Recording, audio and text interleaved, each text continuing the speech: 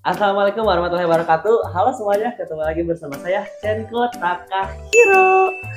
Oke, Takahiro People, di video kali ini kita akan belajar edukasi tentang marketplace atau online shop. Di sini aku akan ngasih tahu ke kalian, ini ada kebijakan baru di Tokopedia. Nah, kebijakan baru ini teman-teman harus baca atau pahami, karena kebijakan ini bisa jadi membuat teman-teman tekor, boncos, ataupun mengalami kerugian.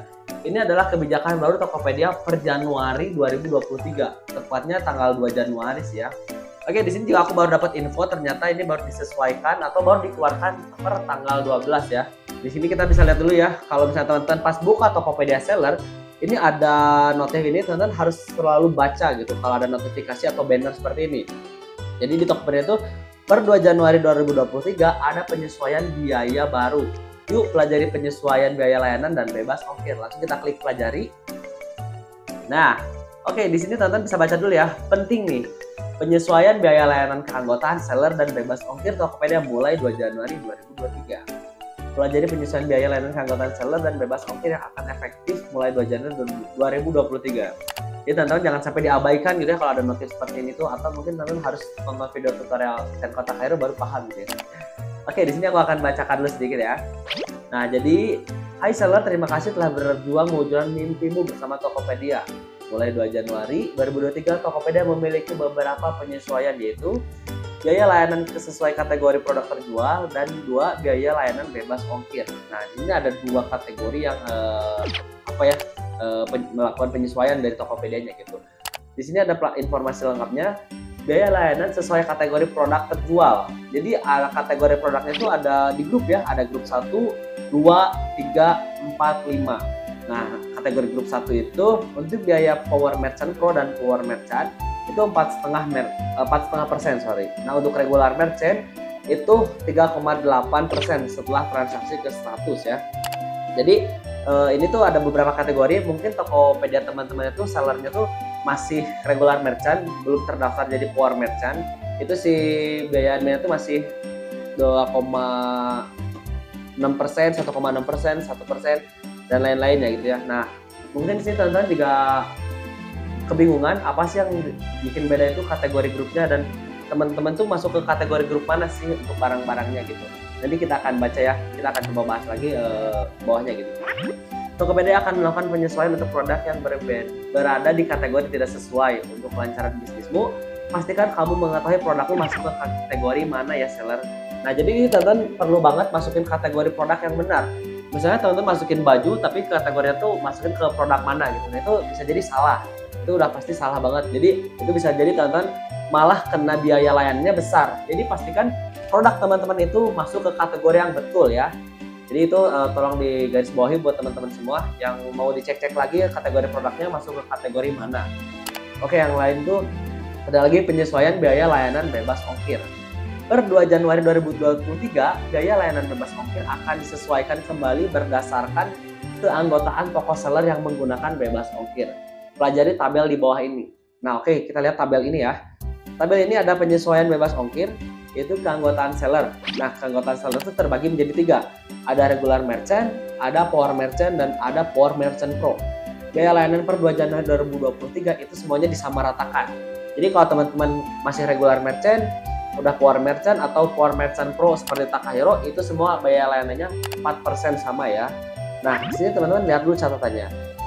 Biaya layanan bebas ongkir dikenakan dengan maksimum 10.000 per produk terjual atau senilai bebas ongkir yang diterima pembeli. Yang kedua, penyesuaian biaya bebas ongkir tidak berlaku untuk official store. Nah, official store itu teman-teman kalau misalnya lihat di Tokopedia itu ada yang centang ungu, itu namanya official store. Jadi mereka udah punya hak cipta, lisensi segala macam itu. Biaya ongkir itu tidak berlaku untuk official store seperti itu. Jadi ini pembahasannya mungkin lebih tepatnya untuk toko-toko yang masih regular merchant, power merchant, dan juga power merchant pro. Jadi untuk teman-teman yang udah mendaftarkan sebagai official store yang ada centang ungunya di Tokopedia, kebijakan ini sepertinya tidak perlu dipatuhi lagi untuk penyesuaian bebas ongkirnya gitu ya. Dan di sini ada beberapa hal-hal yang sering ditanyakan nih. Apa saja sih keanggotaan seller di Tokopedia, seperti regular merchant, power merchant, dan power merchant pro, terus ada official store gitu kan. Di sini teman-teman pasti udah tahu lah. Ini teman-teman bisa baca sendiri nanti ya. Nah, ada kapan penyesuaian biaya layanan dilakukan? Ini teman-teman juga bisa baca sendiri. Ini per 2 Januari pokoknya kita udah mulai dan akan dikenakan itu ketika pesanan selesai pada 3 Januari. Jadi kita tarik kesimpulannya, kalau misalnya teman-teman dapat orderan dari tanggal 1 Januari, pokoknya sebelum tanggal 2 itu penyesuaiannya belum berlaku. Tapi ketika tanggal 2 Januari pukul 00 itu udah mulai masuk ke kebijakan baru dan penyesuaian baru dari Tokopedia. Oke, kita balik lagi ke pembahasan tentang kategori grup ya. Ini teman-teman mungkin tanya ya. Kategori grupnya dong Kak Chen, coba dibahas kategori grup 1, 2, 3, 4, dan 5. Oke, di sini teman-teman bisa lihat ini ya, cek detail biaya layanan per kategori produk terjual. Di sini kita lihat ya. Nah, ini kita udah bahas yang ini tadi kategori grup. Nah, di sini kita bahas dulu. Kategori grup 1. Kategori grup 1 itu meliputi buku, dapur, elektronik, fashion anak dan bayi, fashion muslim, fashion pria, fashion wanita, handphone, dan tablet. Ibu dan bayi, kamera, kecantikan, mainan dan hobi, makanan dan minuman, office and stationery, olahraga, otomotif, perawatan tubuh, perlengkapan pesta dan craft, pertukangan produk lainnya, rumah tangga, tour, travel, dan wedding. Jadi itu kategori grup 1 ya. Lalu ada lagi nih, kita masuk ke kategori grup 2. Kategori grup 2 itu kayak dapur, elektronik, film dan musik, gaming, ibu dan bayi, kamera, kesehatan, komputer, laptop, mainan dan hobi, makanan dan minuman, office dan stationery, perawatan hewan, perlengkapan pesta dan craft, dan pertukangan. Nah, di sini masih banyak juga kategori lainnya gitu ya, kategori 3. Terus ada detail-detailnya nih, kayak fashion anak dan bayi itu maksudnya kemana sih? Mungkin teman-teman kayak agak aneh. Tadi Kak Chen kok udah masuk kayak fashion anak tuh masuk ke kategori grup 1 dan kategori grup 2. Tapi kalau misalnya kita masuk ke fashion perlengkapan bayi dan anak, itu kategori itu masih banyak.